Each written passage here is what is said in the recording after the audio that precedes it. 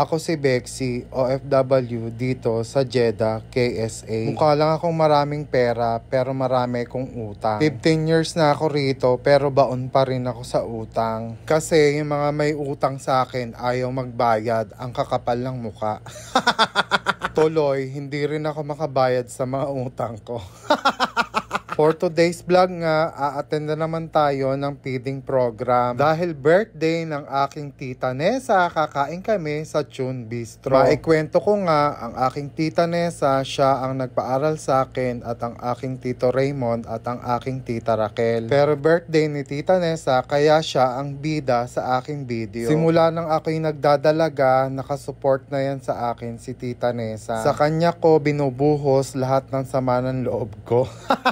Wala kasing naniniwala sa akin. Bukod tanging si Tita Nessa lang ang napagbubuhusan ko ng sama ng loob. Parang nanay ko na yan si Tita Nessa. Super support yan sa lahat ng pangarap ko. Hindi lang sa salita, syempre may cash din. Minsan nagkakatampuhan pero nagkakaayos din. Hindi naman yun mawawala sa isang pamilya. Pero si Tita Nessa talaga ang naging susi namin sa aming buhay. Kung wala si Tita Nessa, malamang bakal bote ako sa Pilipinas. Dahil kahit ilang beses ako nagloko sa aking pag-aaral, hindi niya ako sinukuan. Hindi niya ako pinabayaang maging palaboy. Kahit matigas ang ulo ko, pinilit niya na maging maayos ang buhay ko. Kaya kung ano'y natatamasa ako sa aking buhay ngayon, utang ko yan sa mga tsuhin at tsahin ko. Kahit ngayon, nandito na ako sa Saudi Arabia, sila pa rin yung tumutulong sa akin. Kahit may sarili na akong trabaho at kita, hangihingi pa rin ako sa kanila. At si Madam, lahat ng problema ng pamilya, siya ang sumusolusyon. Kaya kung wala si Tita Nessa sa aming buhay, hindi namin alam kung nasaan kami ngayon. Siyempre, kasama na rin doon ang aking Tito Raymond. Kaya Madam, pag napanood mo to, maraming salamat sa lahat. Hindi naman namin lagi nasasabi sa iyo na mahal ka namin. Hanggang dito na lang, Chadeli. Charot.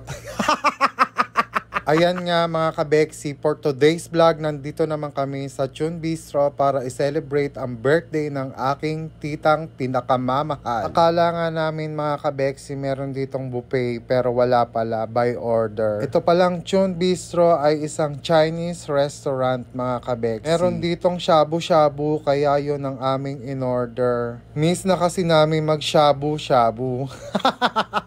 Ayan nga, at naka-order na kami at nag-video na rin ako dito sa loob ng Chun Bistro. Ang ganda kasi ng restaurant, feeling nasa China ka talaga. Siyempre, kasama namin ang Rivera Clan. Ayan si Kuya Jeff, Tita Raquel, Tito Raymond at ang birthday girl. Siyempre, hindi rin mawawala si Ate kong Pretty at saka si Kuya Ali kong Pogi.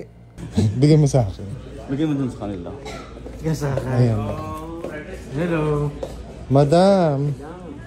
Happy birthday. Happy birthday.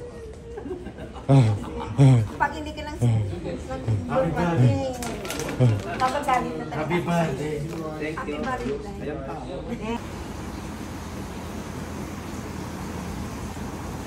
Hello. Tulungan mo ako, nalulunod na po. You want to come here? No. One more, huh?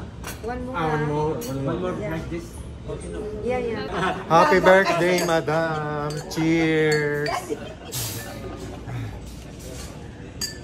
Tagay para sa tagumpay. Tagay para sa tagumpay. Banayad whiskey. Ang branding. Finally, dumating na nga yung order naming foods at magsisimula na tayong lumapang.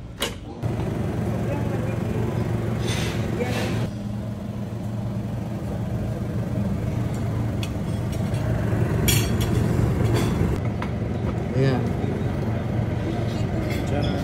Wow.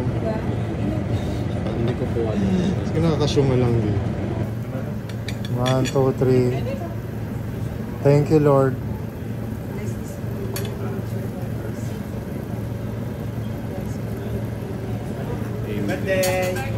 Happy birthday to you. Happy birthday to you. Happy birthday, happy birthday. Happy birthday to you. Ba't niluto mo yung french fries? Ayan nga, bakit ganito pa kasi yung in-order namin, luto-luto pa, nakakagutom lang lalo. Ang palang hinahalo ko ay yung red ay yung spicy at yung white naman ay yung sopas. Charot, hindi spicy. Yung gutom na gutom ka na pero kailangan mo pa rin magprito, kaloka. Hanggang dito na lang, bukas ulit mga kabeksi. Thanks for watching, bye!